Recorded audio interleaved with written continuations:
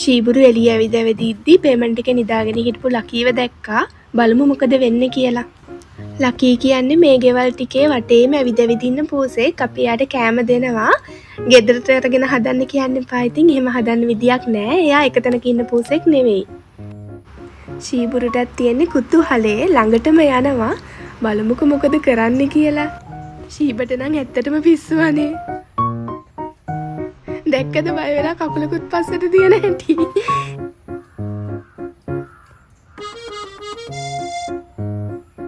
ගියාද? ඔව්. ගියාද? ලකී පැනලා ගියාද? අපි යනවා.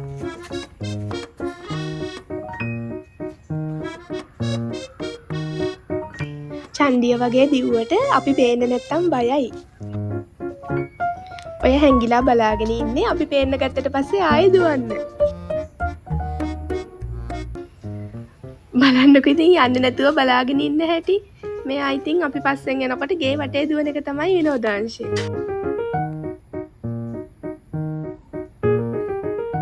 මම දැක්කට පස්සේ දුවනවා නේ. අපි එනකන් නේද හිටියේ ඊටු ටික දුවන්න. අපි මෙතෙන්ට ආවට පස්සේ තමයි මෙයා ඊටු ටික දුවන්නේ.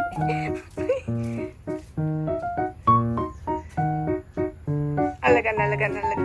කො ශීබෝ අල්ලගමු. ඔයා බයයි කියලා අපි දන්නවා. මේ ඉන්නේ බයගොල්ලා. දුවලා ඇවිල්ලා ගේ ඉස්සරහා පැත්තට ඇවිල්ලා ඉන්නවා චන්දියා. මහලොකු චන්දියා බලන්න ඇති. මෙයා ලස්සන කහ පාටක් තියෙන පූසෙක්. ඒ වුණාට එළියේ දඟලලා දැන් කුණු දූවිලි පාටයි. දුඹුරු පාටක් තියෙන්නේ කැත.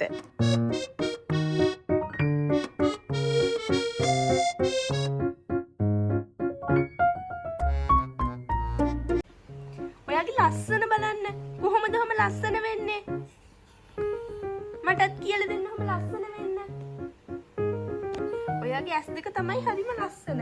ඇස් දෙකෙන් තමයි එහෙම එපා ඉතින්. යකෙක් වෙන්න එපා. පැවුලත් ඉස්සරහට කරගෙන යකෙක් වෙන්න එපා. හරිම ලස්සනයි කුකුලෝ. ඔයා කුකුලෝ. ඔයා හරි